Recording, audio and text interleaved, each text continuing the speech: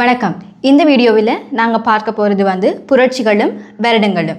அந்த வகையில் முதலாவதாக ரஷ்ய புரட்சியானது 1917ஆம் ஆண்டு இடம்பெற்றிருக்குது. இந்த புரட்சியின் முதற்கட்டம் பிப்ரவரி மாதத்தில் ஆரம்பித்ததுடன் நிக்கோலஸ் சார்ஜ் மன்னனானவர் மக்களால் போராட்டம் செய்யப்பட்டு அரசாட்சியில் இருந்து நீக்கப்பட்டு இதனுடைய இரண்டாவது கட்டமாக அக்டோபர் மாதத்தில் லெனின் தலைமையில் கம்யூனிஸ்ட் ஆட்சியானது பரப்பப்பட்டதாக காணப்படுகின்றது. இதே ரீதியில் இப்போ நாங்கள் இரண்டாவது புரட்சியாக பார்க்கின்ற போது 1789ஆம் ஆண்டு இடம்பெற்ற பிரான்சிய புரட்சியானது முக்கியத்துவம் வாய்ந்ததாக கருதப்படுகின்றது. இந்த புரட்சியானது சுதந்திரம், சமத்துவம், சகோதரத்துவம் என்ற தொனிப்பொருளுடன் மக்கள் தமது அடிப்படை உரிமையினை மீட்டெடுப்பதற்காக இடம்பெற்ற புரட்சியாக காணப்படுகின்றது. இந்த புரட்சி 16ஆம் லூயிஸ் மேனன் காலத்திலும் மேரியின் காலத்திலும் இடம்பெற்றதாக காணப்படுவதுடன் இந்த புரட்சி இடம்பெறுவதற்கு ஒரு முக்கியமான தூண்டுதலாக என்ன கட்டம் காணப்பட்டதென்றால், அதாவது மக்கள் வறுமையில் இருக்கும்போது, அதாவது உணவுக்கே தட்டுப்பாடு நிலவி வறுமையான நிலையில் இருக்கும்போது மேரி ஆனவர் பானிலேயே கேக்கை சாப்பிடுங்கள், அதாவது விலை குறைந்த உணவை விட விலை கூடின உணவையாவது சாப்பிடுங்கள் என்று கூறியதனால் இந்த போராட்டமானது வெடித்து மக்கள் மன்னனையும் அவரது மனைவியான மேரியையும் கல்லால் அடித்து கொலை பண்ணி தமக்கான அடிப்படை உரிமையினை தாமே மீட்டெடுத்து கொண்ட ஒரு போராட்டமாக இது காணப்படுகின்றது.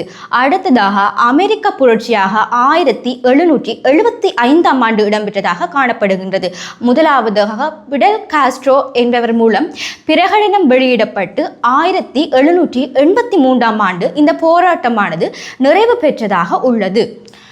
அடுத்ததாக ஆங்கில புரட்சியானது 1688ஆம் ஆண்டு இடம்பெற்றதாக உள்ளது.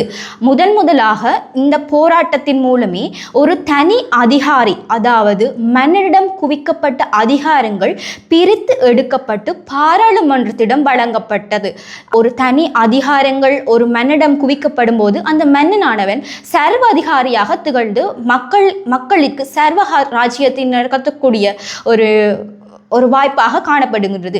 அதனை முற்றாக இல்லாத ஒழிப்பதற்காகவே மன்னரிடம் காணப்படக்கூடிய அதிகாரங்களை பிரித்து பாராளுமன்றத்துக்கு வழங்கப்பட்டதாக காணப்படுகின்றது. ஐரோப்பிய புரட்சியானது 1848ஆம் ஆண்டு இடம்பெற்றதாக உள்ளது. இது ஐரோப்பாவில் உள்ள பிரதேசங்களில் இடம்பெற்ற போராட்டங்களை பார்த்து தமக்கும் ஒரு சமூக பொருளாதார ரீதியாக மாற்றம் தேவை என்பதை அடிப்படையாக கொண்டு தோற்றம் பெற்ற ஒரு புரட்சியாக காணப்படுகின்றது.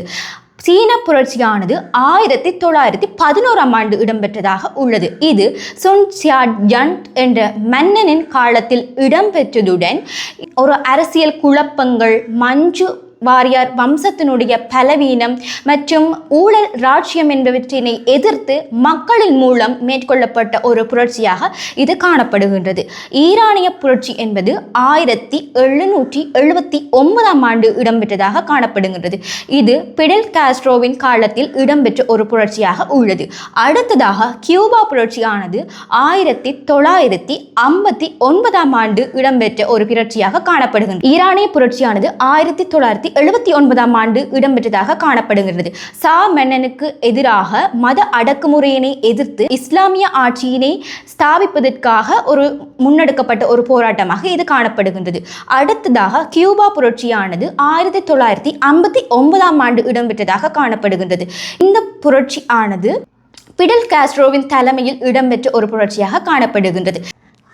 இத்துடன் பொதறிவு சார்ந்த தகவல்கள் நிறைவடைகிறது. மேலும் பொதறிவு சார்ந்த தகவல்களுக்காக எங்களோட வழிகாட்டி சேனலுடன் இணைந்திருங்கள். நன்றி.